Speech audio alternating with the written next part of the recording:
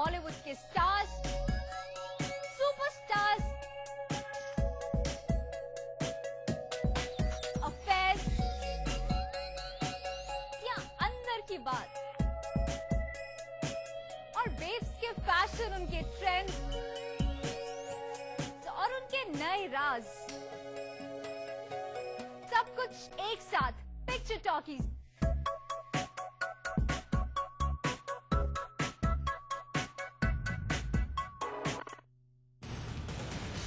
BMIT Jaipur, established in 2003. Easily approachable. Rich infrastructure. High security. Engineering branches like civil, electrical, electronics and communication. Computer science, information technology. Well-furnished lecture room. Experienced faculty. Well-equipped laboratories. Rich content library, grand auditorium, activities, gym and food zone, sports, friendly environment, achievements. Highest number of students placed in Infosys from Rajasthan under the Campus Connect College program. Advanced partner of Infosys since 2006. World-class exposure.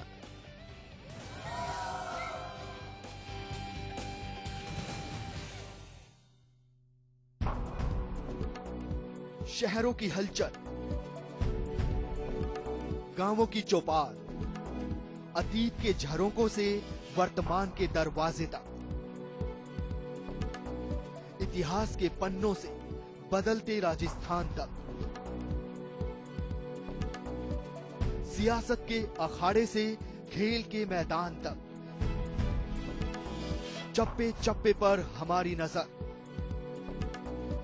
हम हैं मौजूद गली गली, शहर शहर, क्योंकि हम हैं सबसे आगे, सबसे पहले। देखिए खबर राजस्थान।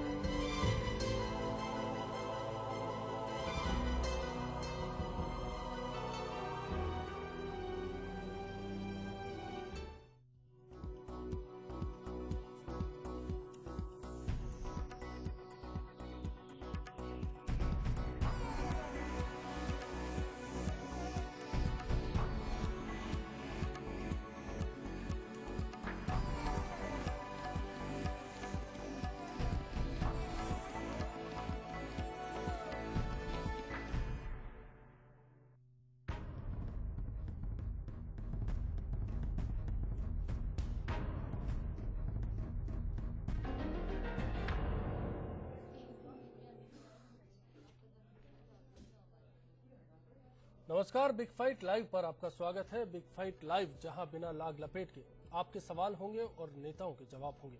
आज मसला है जन सुनवाई का। सवाल है, क्या प्रदेश बीजेपी मुख्यालय पर जन सुनवाई की कोशिश कहीं आमजन के अधिकार को तो खत्म नहीं कर रही? क्या एक पार्टी के दफ्तर से सरकार चलाई जानी चाहिए या केजरीवाल की तर्ज पर सरकार सड़क से कामकाज करे? सवाल तो ये भी है कि क्या इस तरह से परेशानियां दूर हो सकेंगी? इस चर्चा में हमारे साथ खास मेहमान बने हैं। कांग्रेस से हमारे साथ अर्चना जी जुड़ी हैं, बीजेपी से सुमन शर्मा जी हैं, आप पार्टी से हमारे साथ सुधीर माहेश्वरी जी हैं। इस दौरान राजनीतिक विश्लेषक नारायण बारेट और आरटीआई एक्टिविस्ट राजेश मेठी हमारे साथ होंगे।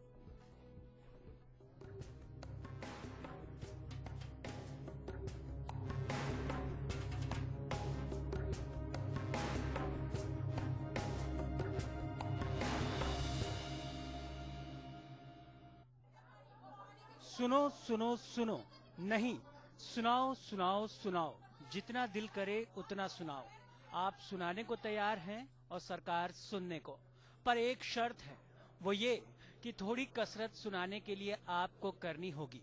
ये कसरत जुबान से नहीं बल्कि पैरों से, मतलब आपको जहमत उठानी होगी जयपुर आने की। बीजेपी ऑफिस तक, क्योंकि जनता की भारी भरकम डिमांड पर सरकार का दिल बदला है, दिमाग बदला है। और यकीन मानिए, इस बार कोई मजाक नहीं होगा, बल्कि सब कुछ सीरियसली होगा। बस आपको करना यह है कि अपनी शिकायतों को A4 साइज के कागज पर या तो खुद लिखकर लाना होगा या फिर कंप्यूटर से टाइप करवाना होगा। इसके बाद इस शिकायत को संबंधित विभाग के अधिकारी या मंत्री को देना होगा। आपको मिलेगा एक आश्वासन इसके निस्तारण का, जिसका यकीन करने के लिए आपको मंत्री जी या अधिकारी की आंखों में झांक कर देखना होगा। लोग एक उम्मीद और आशा के साथ आ रहे हैं, हमारे कार्यकर्ता के माध्यम के साथ आ रहे हैं, और हमारा प्रयास भी है कि आज जो प्रतिवेदन हमारे सामने आए उस पर आज ही हम आवश्यक निर्देश दें। कुछ पत्रादि हम जो फरियादी उनको वापस लौटा रहे हैं ताकि वो जाकर संबंधित अधिकारी से बात कर लें, जिनसे हमारी बात हो जाए, और कुछ हम अपने साथ आवश्यक निर्देश देकर ले जाएंगे, जिनको आज ही हम संबंधित अधिकारी को भेज दें। फिर भी अगर शक है आपको तो अपने यादों की सीडी को जरा रिवर्स करिए। राजस्थान सुनवाई का अधिकार अधिनियम 2012 में मिले अधिकार का भरोसा रखिए, फिर अपनी बात कहिए। सुनवाई नहीं होने पर आखिरी तस्वीर क्या हो सकती है, ये दिल्ली में अरविंद केजरीवाल को देखकर भी समझ लीजिए। अगर कोई नहीं सुनता है तो उसे सुनवाना कैसे है, ये सड़क पर उतरी सरकार बता रही है। निश्चित रूप से केजरीवाल जी और केजरीवाल जी की पार्टी ने जो कदम उठाया है वो सादगी का कदम है, बहुत अच्छा है, स्वागत योग्य है। सिक्योरिटी पे पैसा खर्च हो रहा है अननेसरी, और बंगले पे अननेसरी एक्सपेंस होता था, तो उसको क्या है, ये ऐसे छोटे छोटे खर्चों को सेव करके वो जनता के काम आए, जनता का पैसा है। भले ही बड़ी सरकार कुछ भी कहे, छोटी सरकार ने तो ये बता ही दिया है कि सुनते रहो, सुनाते रहो। Bureau report, first India. चर्चा में खास मेहमान हमारे साथ बने हैं। सुमन जी, पहला सवाल आपसे कि क्या सरकार ने वादा किया था कि वो जनता तक जाएंगी, घर घर जाएंगी, लेकिन अब वादा उलट गया है, क्या जनता को उनके घर आना पड़ेगा?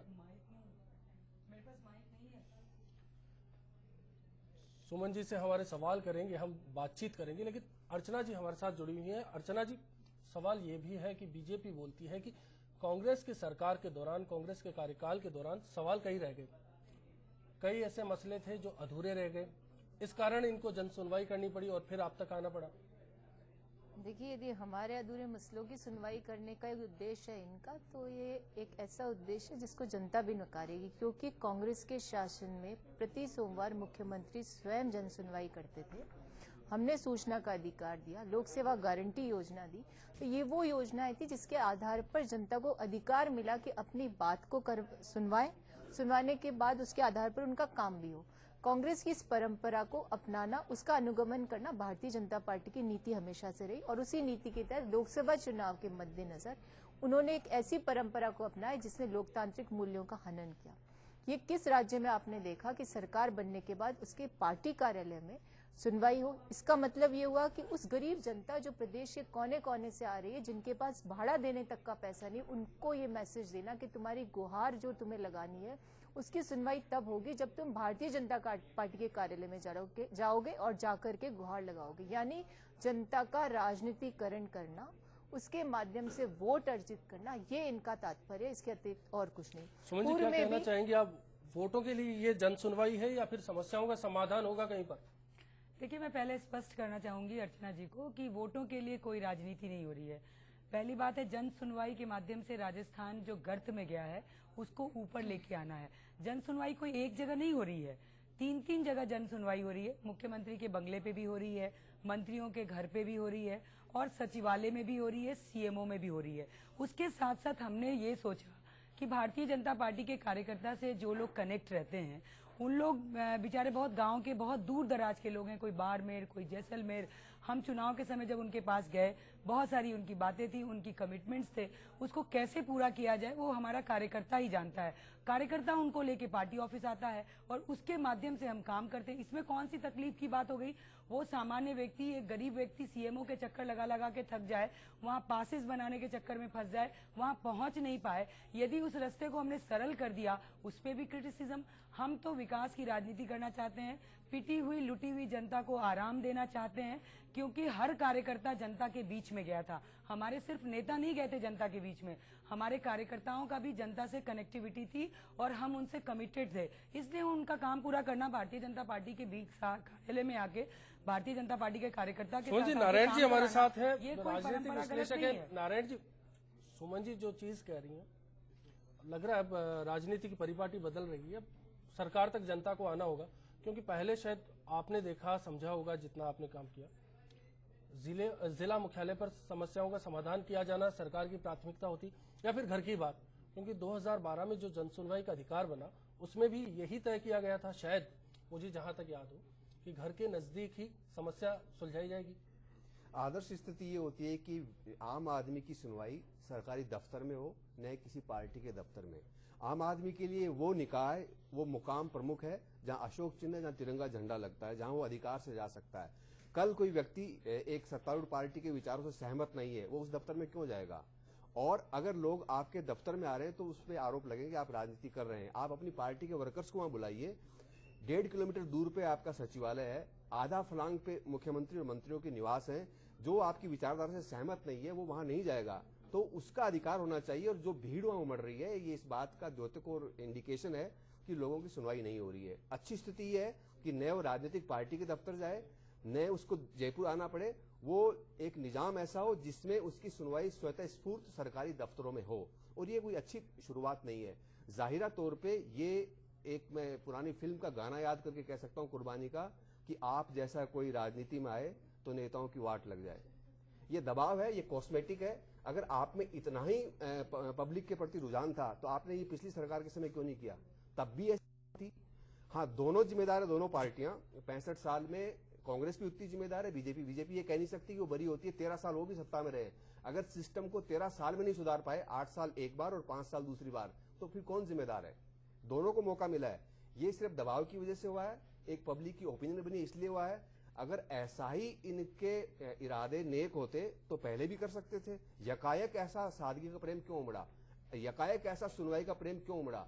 और आम आदमी कौन? आम आदमी वो नहीं है जो स्कॉर्पियो से आता है, जिसके गले में सोने की चेन है, जो मलमल का कुर्ता पहनता है। आम आदमी वो है जो अपने मालिक से धिक्कारा जाता है, उसका अपमान होता है, वो सिटी बस से उतारा जाता है, वो रिलीफ कैंप से बाहर निकाला जाता है, वो पुलिस चौकी में बेइज्जत होकर लौटता है, कदम कदम पे तिल तिल पे उसका अपमान होता है। वो आम आदमी है जो कुपोषण का शिकार है, जिसके चेहरे पे सैकड़ों झुर्रियां हैं और हर झुर्री इस बात की निशानदेही करती है कि उसकी जिंदगी बहुत तकलीफ। हमारे साथ राजेश जी भी है। राजेश जी, आपका अनुभव क्या कहता है? कितनी ऐसी सुनवाइयां हैं जो दफ्तरों तक जाती है और उनमें से कितनी ऐसी है जो पूरी होती है? ऐसे में क्या उम्मीद की जाए कि क्या आम आदमी पार्टी के दफ्तर पर जाकर अपनी मुराद पूरी कर पाएगा? जैसे बारड़ जी ने बिल्कुल ठीक कहा कि केवल पार्टी के कार्यालय तक क्यों, जब सचिवालय 1.5 किलोमीटर दूर और नेताओं के और मंत्रियों के आवास नजदीक है। जैसे अभी आपने बात की अश्विनी जी, सूचना के अधिकार अधिनियम 2012 की, तो वो अपने आप में एक परफेक्ट पूर्ण अधिनियम है यदि उसको लागू किया जाए। उससे पहले लोक सेवा गारंटी कानून जो आया 2011 में, लेकिन पिछली सरकार ने भी उस पर कोई काम नहीं किया। आप ये देखिए कि सूचना आयोग हमारे मृतप्राय उसके एक मेंबर, उसके अलावा इतनी अंबाड़ लगा हुआ है वहां, उसके बाद 2 एक्ट आ गए। उन एक्टों के लिए कहीं ना कहीं हमने पूरा एक इंफ्रास्ट्रक्चर, पूरी आधारभूत संरचना तैयार नहीं की। तो कैसे हम एक सरकार से अपेक्षा करें कि वह लोक कल्याणकारी सरकार होगी? हमें पहले उस चीज पर काम देखना चाहिए था, उस पर दृष्टि डालनी चाहिए थी कि जो हमें आधारभूत संरचना खड़ी करनी है उस पर तो काम करें।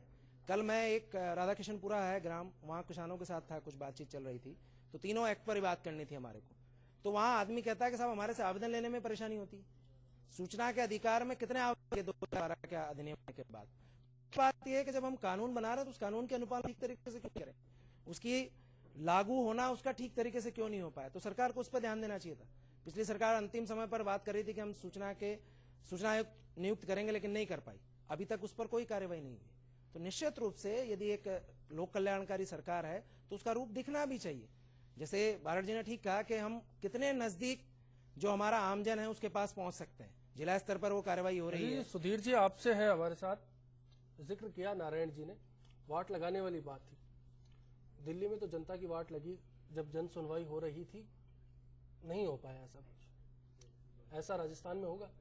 अब तो लोकसभा चुनाव की तैयारियों में लगे। लोकसभा चुनाव की तैयारियों में तो हम निश्चित रूप से लगे हुए हैं और पहली बार राजस्थान की जनता को एक विकल्प मिल रहा है। हमेशा इन दोनों राजनीतिक दलों के बीच में राजस्थान की जनता हमेशा पिसाती रही आपस में, और जनता की सुनवाई कहीं भी की जाए, कैसे भी की जाए, हम इसका स्वागत करेंगे। लेकिन ये तो निश्चित रूप से नैतिक रूप से भी गलत है कि एक पार्टी के दफ्तर के अंदर जन सुनवाई हो। पार्टी के दफ्तर के अंदर सिर्फ पार्टी का कार्यकर्ता ही पहुंच सकता है, और कार्यकर्ता पहुंचता है तो अपने लोगों को ही ले जा सकता है। आम व्यक्ति कार्यकर्ताओं से तो दूर भागता है। इन दोनों पार्टियों के अंदर जिस प्रकार के कार्यकर्ता है, जो बाहुबल, धनबल, इन चीजों का भी उपयोग करती है ये पार्टियां, तो इन लोगों के पास जाने से आम व्यक्ति डरता है, तो वो वहां नहीं पहुंच पाएगा। आम व्यक्ति की पहुंच तक पहुंचने के लिए सरकार को जाना पड़ेगा। सरकार को ऐसी नीति बनानी पड़ेगी, वो वहां सुनवाई करे, जहां चाहे वहां सुनवाई करे। लेकिन जब 1.5 किलोमीटर दूर है तो वहां 1.5 किलोमीटर के महारानी चल के नहीं जा सकते थे, जा सकते थे, वहां भी सुनवाई हो सकती थी। और ऐसा जयपुर भी चल के नहीं आना पड़े, वो साहब ने भी बताया था, हर जगह तहसील लेवल पे, वार्ड लेवल पे, हर जगह पे सुनवाई हो सकती थी। कार्यकर्ता तो इनके सुमन जी, आपकी से तो जिम्मेदारियां बढ़ चुकी है, अपेक्षाएं बढ़ चुकी है आपकी। देखिए, मैं अश्विनी आपको अभी रोकने ही वाली थी, लेकिन आपने मुझे याद कर लिया। मैं सबसे पहले तो नारायण जी के बातों का जवाब दूंगी। उन्होंने कहा, एक कुर्बानी के गाने को याद दिलाया कि आप जैसा कोई मेरी जिंदगी में आए तो बाट लग जाए, आपने ऐसा कहा। और मैं सोचती हूँ राजस्थान की जनता तो ये सोच रही है कि आप जैसा कोई मेरी जिंदगी में आए तो बात बन जाए, और राजस्थान की जनता ये महसूस भी कर रही है। और जहां तक भारतीय जनता पार्टी के कार्यालय में जन सुनवाई की बात पे इतनी चर्चा हो रही है, सभी पार्टी के लोग बोल रहे हैं, मैं तो कहती हूँ कि उस बुझे हुए दीपक में लौट अगर तेल डालने की कोशिश भारतीय जनता पार्टी के कार्यालय से भी हो रही है तो क्या परेशानी है? जनता का काम होना चाहिए, जगह क्या और स्थिति, इससे क्या मतलब है? मैं एक बात और कहना चाहती हूँ अश्विनी, देखिए, काम होना चाहिए। हमारी सरकार की मैं याद दिलाना चाहूंगी नारायण जी को और अर्चना जी को भी, जब इस सरकार मुख्यमंत्री वसुंधरा जी 2004 में बनी थी तो उन्होंने 26 जनवरी के कार्यक्रम और 15 अगस्त के कार्यक्रम को जयपुर की राजधानी से उठा के संभागों तक ले गई थी। तो यही कांग्रेस के लोग बहुत चिल्लाए थे कि परंपराओं को तोड़ रही है वसुंधरा राजे। वो चाहती थी कि जो राजधानी देखता है वो गांव और संभाग भी देखे। उस समय भी विरोध हुआ। हम कुछ भी करना चाहते हैं, विरोध करना है, मुझे लगता है ऐसा ही। और एक चीज और सुनिए, एक मिनट कंप्लीट करने दीजिए। अभी आपने सुना होगा कि भरतपुर संभाग में भी सरकार जा रही है। ये नहीं है कि सरकार के पास ही जनता है, हम तो जनता के पास जा रहे हैं। हम तो अभी 4 कदम चले हैं, थोड़ा सब्र तो कीजिए। आपने तो पहले दिन से ही सवाल खड़े कर दिए। 5 महीने की सरकार के कई सवाल है और मेहमानों के भी हमारे सवाल बाकी हैं। मसला है जन सुनवाई का, क्या जनता से दूर सुनवाई होती जा रही है या फिर ये सुनवाई की प्रक्रिया जनता को करीब लेती आ रही है? चर्चा को जारी रखेंगे, वक्त एक ब्रेक का, लौटेंगे उस पर। अगर आपको जन सुनवाई करनी है तो आपको पब्लिक के बीच में जाना पड़ेगा। कितनी ही समस्याएं हम लोग वहाँ पे आके नहीं बोल सकते हैं। आप डोर टू डोर करिए, वार्ड में जाइए, तब जाके आप जनता के पास जा सकेंगे। केजरीवाल की जो बातें थी स्टार्टिंग के अंदर, जब वो बोलते थे, सब कुछ कहते थे, लेकिन फिर उसके बाद में जब वो सरकार बन गई और उसके बाद में वो उन मुद्दों पे, उन वादों पे खरी नहीं उतर रही है।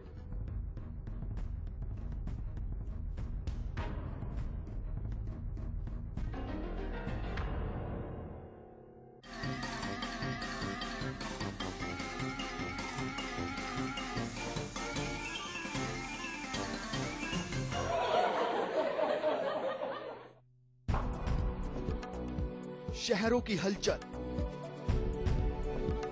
गांवों की चौपाल, अतीत के झरोकों से वर्तमान के दरवाजे तक,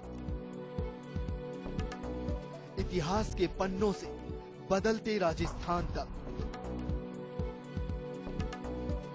सियासत के अखाड़े से खेल के मैदान तक, चप्पे चप्पे पर हमारी नजर।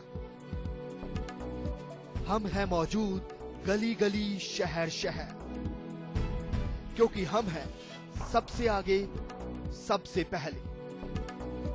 देखिए खबर राजस्थान।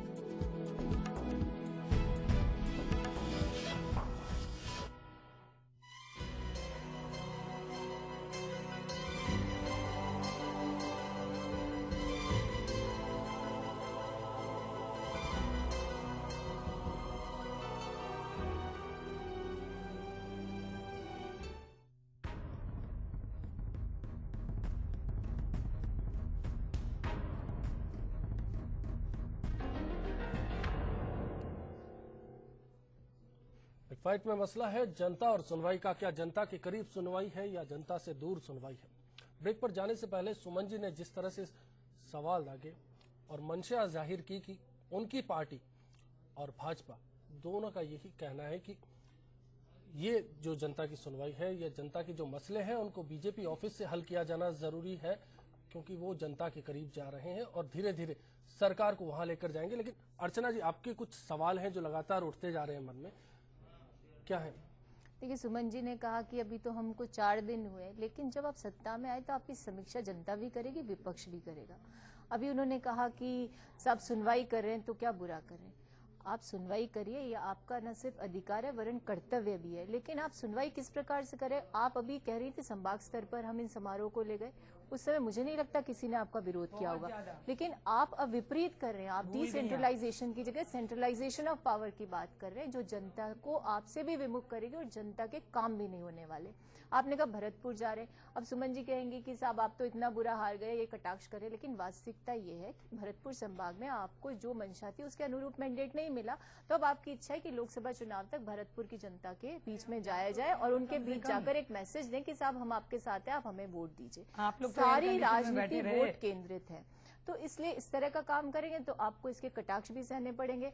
आपने जब वसुंधरा जी का शपथ ग्रहण समारोह था तो सबसे पहले वक्तव्य मैंने जारी किया था कि अमूमन परंपरागत तौर पर शपथ जो है गवर्नर हाउस में और जब प्रधानमंत्री लेते हैं तो राष्ट्रपति भवन में लेते हैं। उसके विपरीत जाकर के आप रेड कारपेट बिछाकर रॉयल्टी की निशानी, आज आप सादगी का, मैं तो ढोंगी कहूंगी क्योंकि सादगी जो होती है उसकी भी कई परिभाषाएं होती है। अर्चना जी आप सही कह रही हैं, वो ढोंग नहीं था, हमने जनता के लिए रेड कारपेट बिछाए थे। अगर हम ऑब्जेक्ट नहीं करते तो वो वहाँ पर भारतीय जनता पार्टी की सभा होने वाली। सुमन जी शांति से सुनिए, शांति से। मैं कह रही हूँ गलत बोलेंगे तो जवाब दूंगी मैं। वो रेड कारपेट जनता के लिए थे, वो जो आप सामंतशाही का बात करती है ना, वो रेड कारपेट जनता के लिए बिछाया था हमने। सुनिए मेरी बात, हमारे माथों पे जिन्होंने तिलक लगाया था, नवोदित पार्टी है, लेकिन इन्होंने हमने। जो काम किया वो भी कोई बहुत अच्छा काम नहीं है। एक मुख्यमंत्री के लिए न्यूनतम आवश्यकताएं होती है कार्य संचालन के लिए, वो तो इनको लेनी चाहिए थी।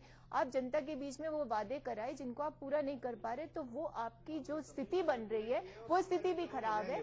आपको वो रास्ता निकालना पड़ेगा जिससे जनता भी संतुष्ट हो और आप भी ऐसा काम कर पाए जिसकी परिणति सुखद हो।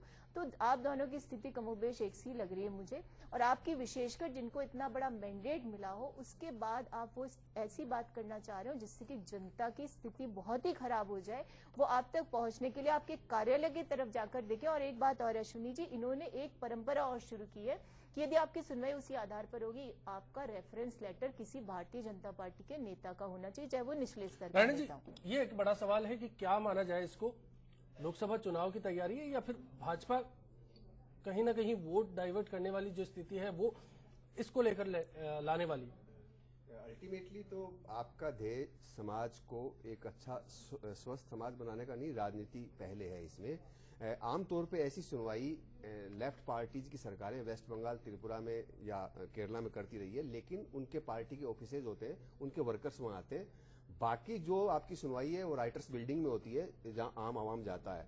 जमहूरियत की आवश्यक शर्त ये होती है कि आपका जो विरोधी आपकी विचारधारा से सहमत नहीं है उसको कितना अधिकार और कितना सम्मान मिलता है। एक आदमी को गिरफ्तार करके कोर्ट के सामने पेश किया कि ये इसने सरकारी काम में बाधा डाली है, उसने कहा काम होता ही नहीं, मैंने बाधा काय में डाली है। जब काम ही नहीं होता है, और जो हमारी चिंता इस बात की है कि भारतीय जनता पार्टी और कांग्रेस के दफ्तरों में आम आदमी जाता हुआ नहीं दिखता है। मैं इतने साल से रिपोर्टिंग करता रहा हूं, मुझे वहां कोई दहेज पीड़ित नहीं मिलता, मुझे कोई पेंशन का फरियादी नहीं मिलता है, मुझे कोई रेप विक्टिम नहीं मिलता है। ये लोग कहाँ जा रहे हैं? ये जा रहे हैं किसी एनजीओ के पास, किसी मीडिया के पास जा रहे हैं, किसी सोशल एक्टिविस्ट के पास जा रहे हैं, उनके पास ऑप्शन नहीं है।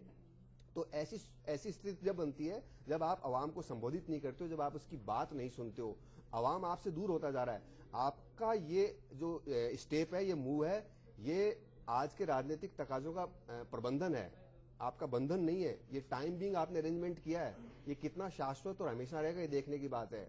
और हमेशा राजनीतिक पार्टी है वो आंदोलन करती है। किसी दहेज पे, कोई ऐसे मुद्दे पे मैंने राजनीतिक पार्टियों को आंदोलन करते नहीं देखा। कभी किसी दलित को मंदिर में ले जाते हुए नहीं देखा है, कभी किसी पेंशन के लिए अभियान चलाते हुए नहीं देखा है। खाली चुनाव जीतना दोनों पार्टियां मैनेजमेंट जीतती है। क्या कहेंगे जो बीजेपी ऑफिस से ये अभियान चल रहा है, फिर मान लिया जाए बीजेपी सदस्यता अभियान चला रही है? देखिए, मैं इसमें एक बात कहना चाहूंगी कि बीजेपी ऑफिस में जन सुनवाई हो रही है, ये सभी चैनल का चर्चा का विषय हो गया। हमारा कोई ऐसा उद्देश्य नहीं था, लेकिन मैं ये कहना चाहूंगी कि जनता की कहीं सुनवाई नहीं हो रही थी पिछले 5 साल में। कम से कम बीजेपी के कार्यालय में जन सुनवाई हो रही, इसको आप लोग भी एडमिट कर रहे हो, नारायण जी भी एडमिट कर रहे हैं, अर्चना जी भी एडमिट कर रहे हैं। तो मुझे लगता है कि हमारी सफलता है, हमारी सफलता इसी में है कि आप ये मानने लगी कि जन सुनवाई हो रही है। सुनिए मेरी बात, आपने ये भी गलत कहा कि सेक्रेटरीट के द्वार मेरे कंप्लीट तो कर लेने दीजिए, मेरी बात को कंप्लीट तो कर लेने दीजिए। नारायण जी के बात का जवाब देना चाहूंगी। जयपुर से जी संतोष जी बताएं क्या सवाल है आपका। हेलो जी संतोष जी, मैं अर्चना शर्मा जी से पूछना चाहता हूँ कि जब इनकी सरकार थी तो इन्होंने कर्मचारियों को राजनीतिक डिजाइन लाने के लिए मजबूर किया था तबादलों के लिए। एमएलए की डिजाइन लाओ, ब्लॉक अध्यक्ष की डिजाइन लाओ, मंडल अध्यक्ष की लेके आओ डिजाइन। तब इन्होंने क्यों नहीं सोचा था ये सब बातें? क्यों नहीं सोचा? कर्मचारियों का राजनीतिकरण इन्होंने किया शुरू में। जातिकरण, राजनीतिकरण सब किया। अर्चना जी, हम ऐसा नहीं करेंगे। सवाल तो दोनों ही पार्टियों पर आ जाते हैं, चाहे पार्टी बीजेपी हो दफ्तर से सुनवाई करे या फिर कांग्रेस हो किसी और मुद्दे को लेकर लोगों को लुभाने की कोशिश करे। देखिए, मुझे नहीं लगता कि संतोष जी जो बात करे उसमें कोई सच्चाई। हमने कभी किसी भी कर्मचारी को डिजायर के आधार पर ट्रांसफर करवाने के लिए नहीं कहा।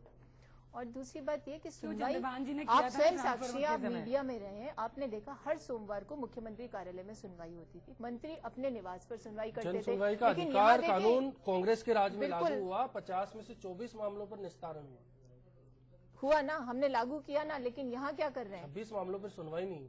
मेरी बात सुनिए पहले, वो क्या कह रही हैं कि हमने सेक्रेटरीट का रास्ता खोल दिया, मुख्यमंत्री भी कर रहे हैं, मुख्यमंत्री तो सुनवाई कर ही नहीं रहे हैं। और देखिए सबसे बड़ी बात है कि जो मंत्री तो वहाँ बैठे हैं, हमने कई जगह जन सुनवाई हो रही है, ये कहा। कर्मचारी जब तक वहाँ नहीं पहुंचेंगे, अधिकारी जब तक वहाँ नहीं पहुंचेंगे, तब तक सुनवाई का अर्थ नहीं है, तात्पर्य नहीं है। तो भारतीय जनता पार्टी एक कार्यालय में सरकारी अधिकारी कर्मचारी जाए और उसके बाद उस पर कार्रवाई हो, तो ये लोकतांत्रिक मूल्यों का अधिकारी कर्मचारी नहीं जा रहा है। और इसके खिलाफ यदि कोई न्यायालय में जाए तो इनके खिलाफ केस भी बनता है। तो ऐसी अवस्था में ये सिर्फ जो काम हो रहा है वो काम हो रहा है कि अपना राजनीतिक स्वार्थ साध लो, लोकसभा चुनाव तक जनता को भ्रमित रखो और जनता को ये समझा दो कि तुम्हें यदि इस शासन के माध्यम से काम करवाना है तो तुम्हें हमारे कार्यालय आना होगा, हमारे कार्यकर्ता के माध्यम से आना होगा। और उस कड़ी को जोड़ने का प्रयास कर रहे हैं जो इनको मिशन 25 के लिए लाभान्वित कर सकती है। लेकिन राजस्थान की, फिर ये बार बार कहेंगे हमें बहुत बड़ा मैंडेट मिला, राजस्थान की जनता बहुत समझदार है। तो मैं इनको यही बताना चाहूंगी वो जनता सचमुच में समझदार है और वो इस दरमियान समझ जाएगी कि इस पार्टी को हमने मैंडेट दिया और ये हमारा इस प्रकार से शोषण करने पर क्या कारण है, क्या मजबूरियां होती है कि लोग पार्टी के दफ्तरों तक चले जाते हैं अगर काम की बात हो तो? क्यों सरकारी दफ्तर में जाने की हिम्मत नहीं होती? देखिए, एक हमारा माइंडसेट है और सरकारी पूरे ढांचे के प्रति हमारी एक मानसिकता रहती है, हम कहीं ना कहीं भयभीत रहते हैं। जैसे कल किसी ने पूछा कि हमारे से वो ग्राम सचिव जो पंचायत सेक्रेटरी वो एप्लीकेशन नहीं देता, तो बिल्कुल निश्चित रूप से है, हमें जहां जो आधारभूत संरचना विकसित करनी थी या हमारे माइंडसेट में बदलाव आना था आमजन की समस्या को लेकर, वो अभी भी नहीं बदला। स्वतंत्रता के इतने वर्षों बाद भी हमारी मानसिकता वही है जो अंग्रेज चाहते थे कि हम चीजें छोड़ेंगे नहीं, हम कैसे भी आमजन तक नहीं पहुंचे। एक अहंकार रहता है सरकारी तंत्र में और वो निश्चित रूप से जब तिरोहित होगा जब हमारे यहाँ ऐसे कानून आए और उन कानूनों की ठीक तरीके से अनुपालना हुआ, जैसे मैंने पहले कहा।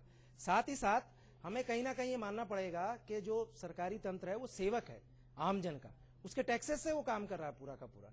तो निश्चित रूप से माइंडसेट कैसे बदलेगा जब हम हमारे पूरे तंत्र को बदलने का प्रयास करेंगे। जैसे आपने एक थोड़ा सा प्रयास किया दिल्ली में, लेकिन वो कितना चल पाएगा ये समय निर्धारण करेगा। जैसे पिछले बार भी मैंने कहा था कि ये एक आकर्षण है जो दिख रहा है हमें ऊपरी तौर पर।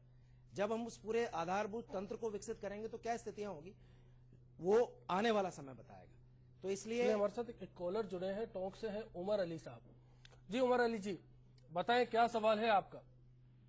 सर, ये जो अब जन सुनवाई की बात चल रही है अपने यहाँ, जैसे कर्मचारियों वगैरह को जो दे रखा है कि आप हेल्पलाइन नंबर लीजिए और इन पर शिकायत करिए, तो ये सरकारी तंत्र तो ऐसा है कि लोग ऐसे समझते हैं मुख्यमंत्री और ये वगैरह सभी बन के बैठ गए जो होते हैं यहाँ के कर्मचारी, हमारी समस्या ही नहीं सुनते ये लोग। फोन बंद रखते हैं, हेल्पलाइन पे अगर फोन करो तो ना पूछते ना पाछते, बात बंद कर देते हैं जी। तो बाकी बात किससे करी जाए? मंत्रियों की मंत्री सुनते हैं।